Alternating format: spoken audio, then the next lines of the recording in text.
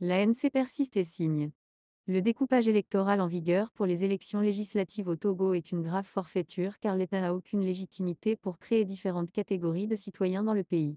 Le mercredi 8 novembre 2023, l'ANC a tenu à son siège une conférence de presse consacrée aux échéances électorales prochaines.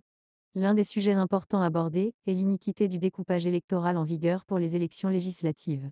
En effet, la publication récente, en mai 2023, des résultats du dernier recensement général de la population et de l'habitat, le RGPH5, a permis à l'ANC de confirmer, comme elle l'a toujours soutenu depuis plus de 10 ans, le caractère arbitraire, abusif et discriminatoire voire ségrégationniste de ce découpage.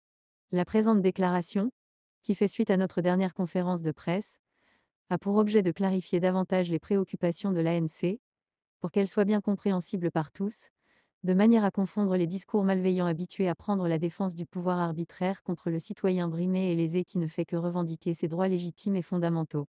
Les résultats du RGPH5 établissent la population du Togo à 8 095 498 habitants répartis de la manière suivante sur les 5 régions du pays.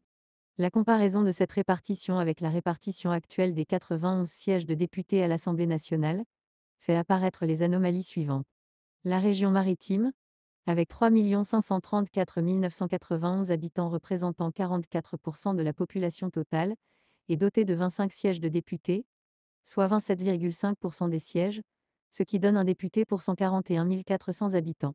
La région des Plateaux avec 1 635 946 habitants représentant 20% de la population se voit attribuer également 25 sièges, soit 27,5%, ce qui donne un député pour 65 438 habitants. Ainsi, la région des Plateaux avec moins de la moitié de la population de la région maritime envoie à l'Assemblée nationale le même nombre de députés que cette dernière. La région de la Kara avec 985 512 habitants, soit 12% de la population globale, envoie à l'Assemblée nationale 17 députés, soit un député pour 57 971 habitants, pendant que la région des Savanes avec 1 143 520 habitants, soit 14% de la population, n'envoie à l'Assemblée nationale que 12 députés, soit un député pour 95 293 habitants. La région centrale avec 795 529 habitants représentant 10% de la population totale a également 12 sièges, soit 13% des députés, soit un député pour 66 294 habitants, tout comme la région des Savanes largement plus peuplée. Ces chiffres traduisent une grave incongruité. Le découpage électoral pour les élections législatives au Togo présume que les populations des régions du pays sont inégales entre elles, en dignité et en valeur, c'est-à-dire en droit. Cela veut dire que les individus qui composent une région donnée ne sont pas égaux, en droit, aux individus qui composent chacune des autres régions. Autrement dit, certains Togolais sont supérieurs ou inférieurs aux autres Togolais, suivant la région à laquelle ils appartiennent. Plus spécifiquement, les chiffres induisent que un Togolais de la région des Plateaux est plus de 2 fois supérieur à un Togolais de la région maritime, puisqu'il faut compter 2,16 Togolais de la région maritime pour un Togolais de la région des Plateaux.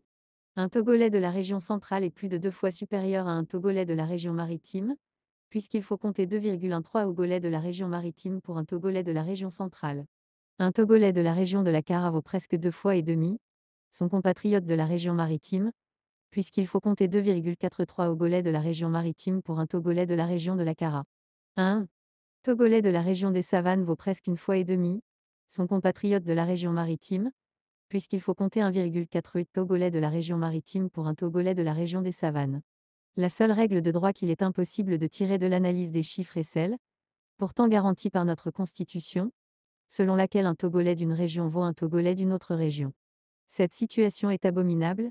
Il apparaît que pour de sordides intérêts politiciens de conservation indue d'un pouvoir d'État usurpé, le système RPT UNIR, dans sa posture d'oppression et d'arrogance, a créé et continue de perpétuer, de la manière la plus outrageuse pour le peuple togolais souverain, différentes catégories de Togolais selon les régions d'origine, en violation flagrante de la Constitution et des instruments juridiques internationaux relatifs aux droits de l'homme auxquels le Togo est partie.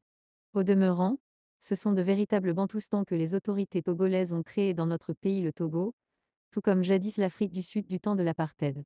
Ainsi, le Togolais de la région maritime a une valeur inférieure au Togolais de toutes les autres régions du Togo, le Togolais de la région des Savanes a une valeur inférieure au Togolais de la région de la Kara. Le Togolais de la région des Savanes a une valeur inférieure au Togolais de la région centrale. Le Togolais de la région des savanes a une valeur inférieure au Togolais de la région des plateaux.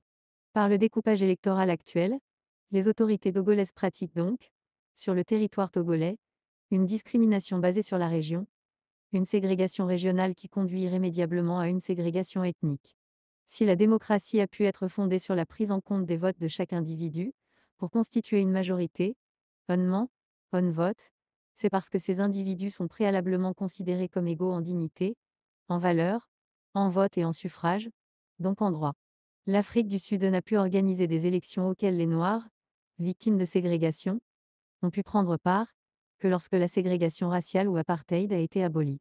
Cela signifie simplement que si les individus ne sont pas égaux en droit, il est impossible d'additionner leurs voix, car, en arithmétique, on ne peut additionner que des choses identiques, on additionne des mangues, on additionne des oranges, mais on n'additionne pas des oranges et des mangues. En réalité, dans la situation actuelle, à l'Assemblée nationale au Togo, les députés élus dans différentes régions, n'ayant pas les mêmes valeurs, les votes émis par ces députés ne peuvent s'additionner pour constituer une majorité. Ce sont des oranges, des mangues, des ananas, etc., qui ne sont pas identiques pour être additionnés. Dans les élections législatives, l'égalité en droit est fondamentale pour la constitution d'une majorité.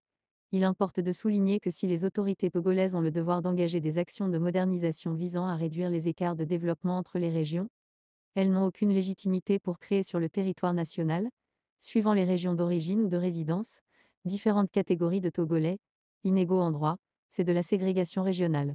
C'est de l'apartheid.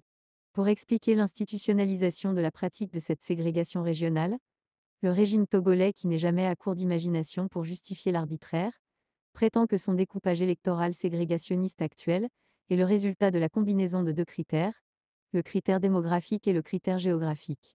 Le critère démographique tiendrait compte du poids démographique et le critère géographique prendrait en compte l'éloignement de la capitale et les conditions de vie des populations. Cette tentative d'infumage puéril ne trompe personne, il n'est pas difficile de constater, en comparant le nombre d'habitants par député dans les régions, que le Togolais de la région des savanes, région la plus éloignée de la capitale, ne bénéficie d'aucun bienfait du critère géographique, puisque les Togolais qui y résident valent moins que leurs compatriotes des régions de la Kara, centrale et des plateaux, plus proches de Lomé mais qui, paradoxalement, en jouissent. Il est temps de mettre fin à cette forfaiture doublée d'une imposture outrageante pour le peuple togolais souverain.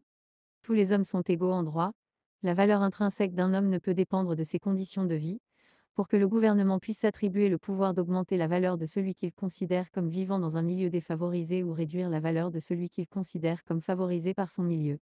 Nous devons tous œuvrer à la fin de l'escroquerie politique au Togo. Le Togo doit abolir la ségrégation régionale. Le Togo doit mettre fin à l'apartheid sur son sol. Au lieu de parcourir le monde pour vendre son régime d'apartheid, M. Ford Gnassingbé ferait mieux d'y mettre fin. Fait à Lomé, le 23 novembre 2023 pour le Bureau national. Signé le président Jean-Pierre Fabre.